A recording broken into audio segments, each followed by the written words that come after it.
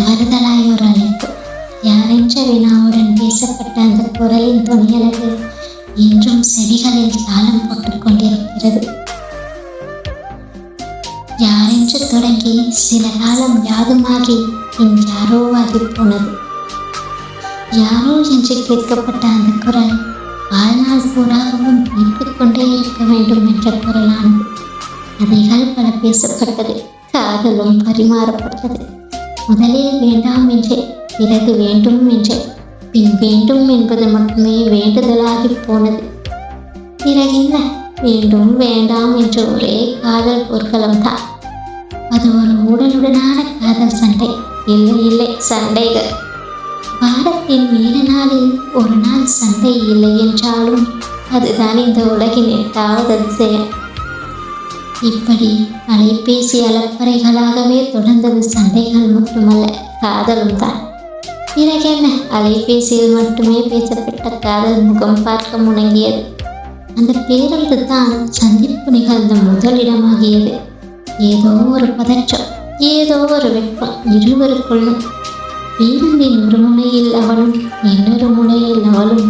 அவளின் முகத்தை அவன் பார்க்க, அவன் முகத்தை அவள் பார்த்தும் பார்க்காதது போல் மறைக்க தொடர்ந்தது அந்த அலைபேசி. மீண்டும் ஒரு உடலுடனான காதல் பிரிவு. ஒரு காதல் பிரிவுகள் ஏராளம். அவனும் முன் கோபக்காரன், அவளும் முன் கோபக்காரி. இருந்தும் தன் கோபங்களை மறைத்து அவன் அன்புக்கு அடிமையாய் அவனிடம் மட்டும் கோபங்களை மறைத்து சாதுவாகி போனார். அந்த பாதையின் ஏதோ ஒரு ஓரம் அவர்களின் முதல் சந்திப்பு. பின் ஆங்காங்கே அந்த பாதையோரமே சந்திப்பிடமாக மாதத்திற்கொரு சந்திப்பு, வருடத்திற்கொரு சந்திப்பென நிகழ காதல் கதை அரசல் புரசலாக கதையாக பரவ அவள் மூண்டு கிளையாக்கப்பட்டாள். அவனும் எளிய எதிர்பார்ப்பும் மரக்கிளையாகி போனான். வருடத்திற்கொரு சந்திப்பும் நிகழாமல் போனது. முகம் பார்க்கும் ஏக்கம் ஒரு புறம், கூண்டுக்கிளி மறுபுறம். அவன் ஏக்கத்தின் கோபத்திற்கும் அவள் வீட்டின் வீராப்பிற்கும் இரையாகி போனது அவள் காதல். இம்முறை பிரிவு என்னவோ சற்று நீள்தான் விட்டது போல். அவன் இல்லை என்ற ஏக்கம் அவளின் உயிரையும் துச்சமாக எண்ண வைத்து விட்டது போல். ஓரிரு முறை முயன்றால் பின் அந்த காலனுக்கும் தன்மேல் காதல் இல்லை போல் என்ற முயற்சியை கைவிட்டு அவளை தேடி சிறு பயணம் சென்றார். ஓரிரு மாதங்களில் அந்த யாரோ ஆகிய எண்ணிலிருந்து ஒரு செய்தி. அவளின் மறைக்கப்பட்ட கோபம் உச்சத்தை எட்டித்தான் பார்த்தது. கோபம் எதற்காகவும் இல்லை, அனைத்தையும் மீறி அவன் வேண்டும் என்று நின்ற அவளை வேண்டாம் என்று கூறிய அந்த வித்தனின் மேல் கோபம் வராதா என்ன? அவளின் நிம்மதிக்காக அவளை விட முயன்றவன் ஏனோ மறந்து போனான் அவளின் நிம்மதியே அவன்தான் என்பது. இத்தனை நாள் அவனுக்காக மறைத்த கோபங்களின் குவியலை மீண்டும் காதல் வேண்டாம் என அவன் மீதே கொடுத்தாள். அந்த ஒரு கோபத்தின் வார்த்தைகள் இன்னும் நீளமாக்கியது பிரிவை. அந்த பிரிவை இன்னும் ஆழமாக்கியது காதலை. காத்திருப்பில் மட்டுமே இருவரும் காதலை சுமக்க வழி நிறைந்த வார்த்தைகளும் ஊமையாக இப்படியே ஓடியது பல வருடங்கள்.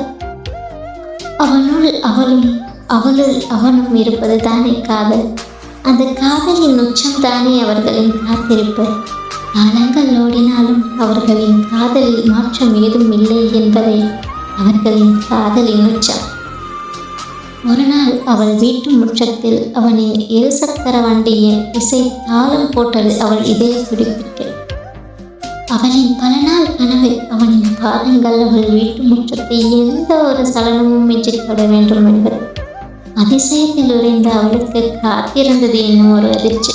அவர்களின் காதல் ஏற்கப்பட்டது காத்திருப்பு என்ற ஆயுதத்தின் கருணையா? பிறகென்ன, பிரிவில் அவனுடன் அவனும் வாழ்ந்த கற்பனை வாழ்வை அழகாய் அரங்கேற்றின. கொள்ளை அழகை கொட்டி வைத்து அப்படி ஒரு காதல் வாழ்க்கை. கைகள் கோர்க்கப்பட்டன, இதயங்கள் இணைக்கப்பட்டன. சுற்றாத ஊரிலே சுற்றுலாவுக்கு குறையும் இல்லை. அவன் வீட்டில் அவளின் சமையல், அவள் வீட்டில் அவனின் சமையல். இடையிடையே மீண்டும் அந்த போலி சண்டைகள். அந்த சாலையோர இருக்கையில் மடி சாய்ந்து அழுதன இரு இதயங்கள் ஒரு காதல். இத்தனை நாள் மறைத்து வைத்த காதலை எந்த ஒரு சலனமும் இன்றி வாழ்ந்து தீர்த்தார்கள். அவளின் வாழ்க்கை லட்சியமே அவன்தான் என்றிருந்தவள் அழகை அழகாக்கி வைத்தாற் போல் மெல்ல அடியடைத்து வேலையின் வசீகரமும் அந்த மருதாணியின் வாசனையும் மார்போடு பின்னப்பட்ட ஆரத்தின் தாண்டவமும் அழகுற அரங்கேற்றியது அவளை மடமடைக்கு. பட்டு வேட்டி சட்டையின் சௌந்தரியம் அவனிடம் ஒட்டி கிடக்க இருவரும் ஒருவரையொருவர் பார்த்த பார்வை ஆயுளுக்கும் அடங்காது. மஞ்சள் பூசிய அந்த ஒற்றை கயிற்றில் அடங்கி இருந்தது 1000 கனவு. வெளிநீர் விடை பெற முடியாது துடிக்க அம்மியும் மிதிக்கப்பட்டது, அருந்ததியும் பார்க்கப்பட்டது. இனி அத்தனை காதலையும் கொட்டி தீர்த்த ஒரு வாழ்க்கை வாழ இனிதே ஆரம்பமானது காதலுக்கு அடுத்த அவர்களின் திருமண அத்தியாயம் தொடங்கி அத்தனை இன்பம் அவளுக்கு. அரை நொடியில் மீண்டும் ஒரு அழுத்தம். என்ன என்று கேட்கிறீர்களா? ஆரம்பம் அப்படியே இருக்க அரைவாசிக்கு மேல் எல்லாம் அவளின் கற்பனையாகி போனது. என்ன செய்ய, அவளும் மனித பிறவிதானே. அத்தனையும் மீறி அழகாய் அவள் காத்திருப்பை தொடர்ந்து கொண்டே இருக்கிறாள். முடிவு என்னவாயினும் கற்பனை அத்தனை சுகத்தை தருகிறது அவளுக்கு.